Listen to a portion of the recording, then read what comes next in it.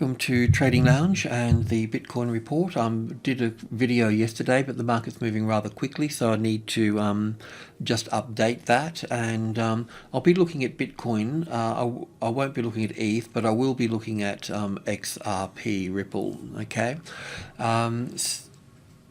So this is just the daily chart. What I was looking for was the move down here as the A wave coming back up for the B wave and down for the C wave here, coming back to the 38.2% retracement level, or for a wave 2 coming back to the 50-60% retracement level. So it appears that that would more likely be working with the top of the third wave here, not this third wave, but this third wave. And looking back for a fourth wave here that hasn't pulled back, it's sat on the medium level here. So let's go in and take a closer look at this again. So we were looking at it as wave 1 there, but it's more likely to be wave 3. And looking back for wave 4, but we're moving above the 61.8% retracement level, so that's why I just wanted to update this here and have a closer look at this. I mean, from that top here to that low there, it counts as 5 waves here. Okay, so yeah, I mean, we've done all the logical things.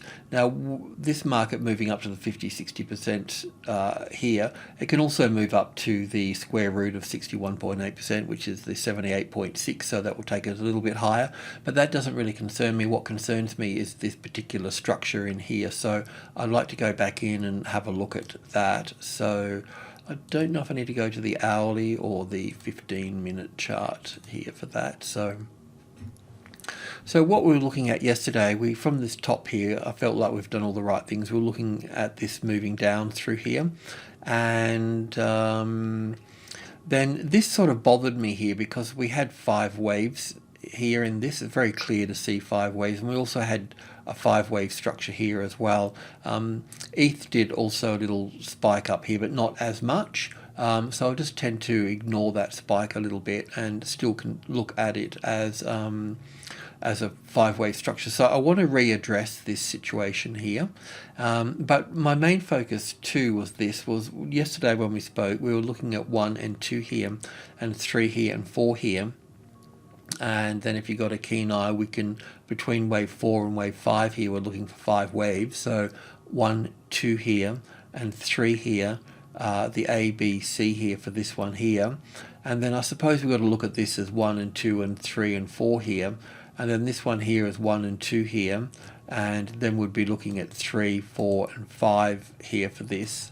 So basically once it gets past, once it gets past that here, then it would be bullish past that. So yeah, so I don't know if I've got the 78.6 on this particular thing here. Yeah, I do. So that brings us up into that area here. But, you know, I mean, looking at it, it looks really quite bullish, doesn't it? One of the things that I wanted to do was readdress this area down through here. I won't do it with ETH because ETH has got the same thing here. That's the high here. We're moving down here. So I just want to show you XRP actually. So that's also pulled back as well, but it's got a completely different move down here. It obviously started a bit earlier, and you know, we've got this pennant looking situation here. So really that's kind of one leg here, and this is the other leg. So it's whichever way you count this, it's kind of in 3 waves here. So this is looking really quite corrective here in this case. Obviously we're hitting supply at this level here, and we've only got you know, 3 waves up to here. But if XRP finds support on 65, which is a medium level, always halfway between 2 major levels here. So if ETH becomes, if XRP becomes support here on the 65, then we can expect it to take that top out there. But my main point in showing you this, and I'll probably bring Ripple into the fold now that we've got ETH there, 3 of them will be enough for me for the time being. But it did show me the importance of, you know, just having a look around the block and checking to see, get a bit of a feel for what's sort of going on. But when I'd seen this particular pattern here, well, it really makes this corrective in this space. So we could look at it as the A wave here, then B wave here, then down for 1 here, back for 2 here, then 1, 2, 3, 4, 5 here for the third wave, fourth wave, and fifth wave here. But how would we, if that is correct, how would we count this move here? Well, then I was looking on the if I go from the this is a 15-minute chart, I'll just go to the tick chart here, and I'll just show you what I was looking at this point. So I'm just shooting the breeze here, so that was the actual top there. So we can look at this as wave 1 here, and 2 here, and 3 here, and 4 here, and down for 5 here. So that would give us the A wave here. And then we can look at this as the A wave here, an A and a B and a C for the B wave here, and then 1, 2, 3, 4, 5 for the C wave here of the B, and then 1 and 2 and 3 and 4 and 5 for the C wave of wave 4 here. So I think that counts really quite nice actually as a corrective move. And it's just really sat on this medium level here. I know that 16,500 doesn't mean a lot to anyone else, but for me it's part of the trading levels, and it's a medium level, so it's only one level down from the major trading level. And as a trader, looking at this now, as a trader here, I would be looking to go, that would be my first high above the level, so that'd be my reference point, and then I would look for this one here, and then I would look for this one here, and then I would look for this one here, and then that would be my entry. And once that's triggered in here, my stop would be just under the 18,000 here for that. And I'll wait for my second low, and then I can build that one up, and then I can build that one up. So this last structure here as 1, 2, this would be wave 3 and 4 here. So going up for wave 5 would be 1 and 2 and 3 here, an A and a B, and I'm not probably look at this even as a triangle here, and look at that as wave 1 and 2 perhaps. A little bit dodgy. Yeah, look, just pointing out that I would go long on that 18 here. I haven't because I'm stacking, I'm not trading, but I think some folks were yelling out that, that I should look at it from a trader's point of view as well. So coming back to the trading levels a bit, we've got 100 here, and 200, 1, 2, and 3, and then we've got 5 here, right? So there are our levels, and then we go up to 8 here. But with 8, which is part of group 2, we go to 65 as well. So we would have 650 in here, somewhere there, and 72 in here, 720 in here, and I'll just turn that into orange there, just to, always good to have a splash of colour, but it just helps divide it up a little bit.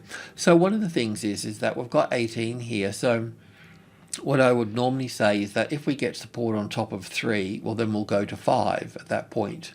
It hasn't given us a really good support on 5 here, I have to say. But when a market moves through a number, sometimes it takes like 3 goes. So the first time it hits, then you'd have, well, we could put it this way, the first time it hits, it gets sold off quite strongly, and the second time it's less, and the third time it's less. Not a very good example, but yeah, and probably, I mean, I can see it's got support, but hasn't really got oh yeah, I suppose it has, because it's got this. But anyway, getting support here gets us to this. Getting support on this number gets us up into group 2 here. So yeah, I know it's a bit of a hindsight thing, but yeah, being long, that's how we do it. So so going back to the whole addressing this here, we can, looking at XRP and understanding that it is a corrective move that's come down, then can we fit this into a corrective move? So if I had to label it as a corrective move, this would be the logical step, and that really resolves my 5 waves up here as well.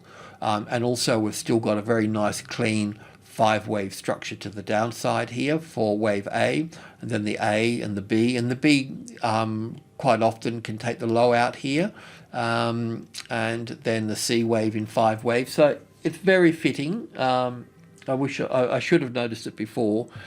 It's the trouble when you rush a little bit. Sometimes you just need to chill on it. But anyway, look, I just thought I'd update a little bit, and can be counted as completed in that regard. So if you're long, you can just keep the stop under the 18, or even under this low here, because if that's breached again, then we'll come down from that point. So it's still possible for it to have a little bit more of a high here, but as soon as it gets a nice test of support on 500 here, then we're looking up at that point, and then it's too late. Then we're going, then we'll be going up higher at that point. So at that 78.6 looks like it will be quite a nice, and when you're doing that too, you take it from the wave A low here, not this low here, by the by. So 78.6 is way up here for that. Possible, but yeah, anyway, that's how you can count this here as a corrective move. Alrighty, just a short little video. I just thought I'd update that. Cheers.